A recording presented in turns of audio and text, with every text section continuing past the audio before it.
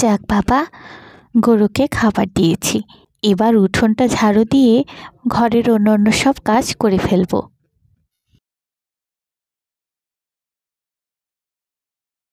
এই যে বৌমা, তুমি এখানে দাঁড়িয়ে দাঁড়িয়ে কি করছো?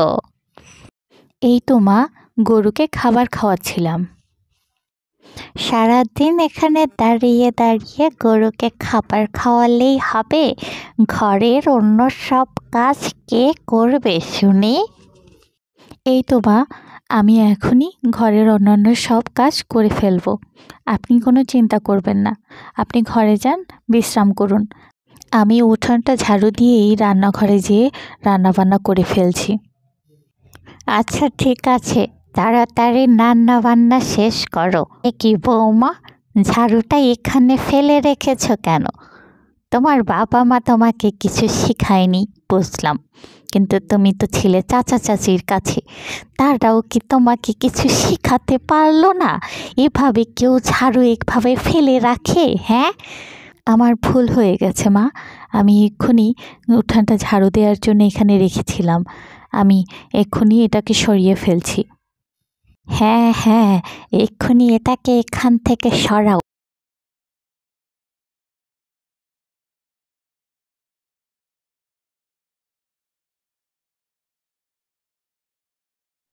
এ কি বৌমা, এখনো রান্না বান্না শেষ হয়নি? এই তো মা, এখনই শেষ হয়ে যাবে। তুমি কি একটা কাজও ঠিক মতো করতে পারো না? সেই কখন বেলা হয়ে গেল, রহিম এক্ষুনি এসে খেতে বসবে, তুমি তাকে কখন খেতে দেবে? হ্যাঁ, আর আমাকেও কখন খেতে দেবে? তোমার রান্না প্রায় শেষ হয়ে গেছে, আপনি গিয়ে বসুন, আমি এক্ষুনি খাবার নিয়ে আসছি। তাড়াতাড়ি করো।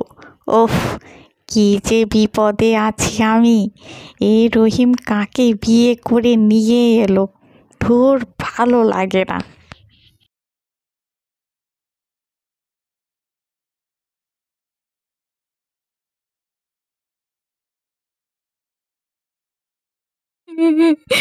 মা, আমি চলে এসেছি, আমি আর ওই বাড়িতে থাকবো না, ওইখানে সবাই আমার সঙ্গে খারাপ ব্যবহার করে। মা, আমি আর ওই বাড়িতে থাকবো না, আমি সব ছেড়ে ছুড়ে তোমার কাছে চলে এসেছি। মা, কি মা, তুই কাঁদছিস কেন?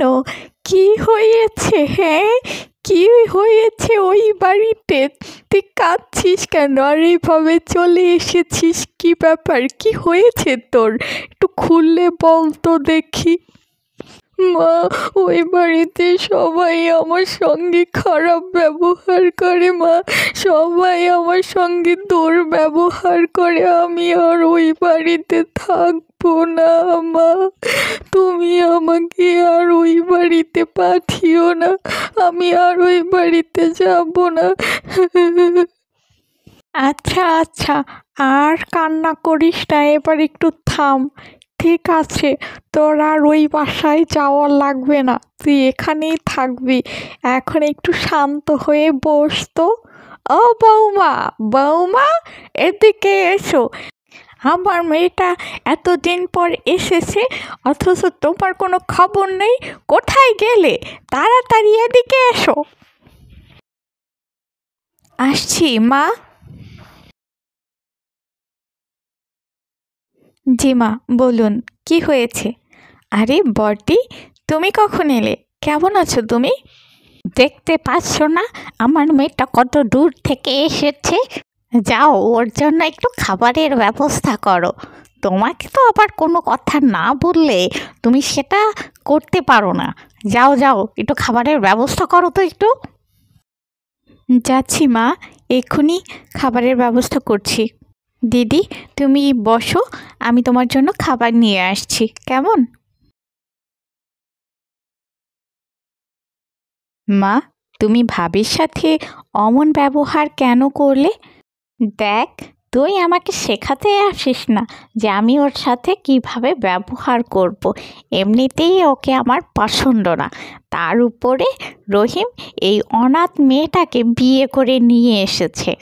রহিম যে কি দেখে এই অনাথ মেয়েটাকে নিয়ে এসেছে আমি বুঝতে পারি না। ও যদি না থাকতো তাহলে আমি ওকে রহিমকে ভালো জায়গায় বিয়ে দিতে পারতাম, কত যৌতুক নিয়ে আসতো। অথচ এই অনাথ মেয়েটাকে নিয়ে এসে আমার সংসারে বোঝা তৈরি করেছে। তার উপর কোনো কাজই ঠিক মতো করতে পারে না, একটা কাজ তাকে 10 বার করতে হয়। না মা, তুমি এটা ঠিক করছো না। ভাবির সাথে এরকমের ব্যবহার করা তোমার উচিত নয়। তুই থাম, তুই বেশি কথা বলিস না। কি করব না না করব, কি করা উচিত না না উচিত সে আমি তোর থেকে ভালো বুঝি। তুই আমাকে জ্ঞান দিতে আসিস না। ঠিকই বলেছ মা, কিন্তু আমি বুঝতে পেরেছি তোমার আর আমার শাশুড়ির মধ্যে কোনো পার্থক্য নেই।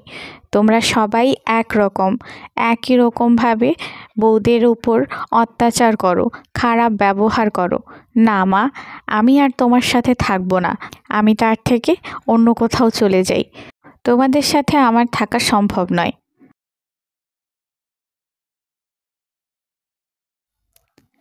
আমি কি একটু বেশি করে ফেললাম আমার বউর সাথে?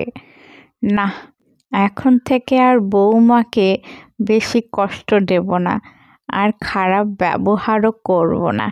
এখন থেকে ভালো ব্যবহার করব।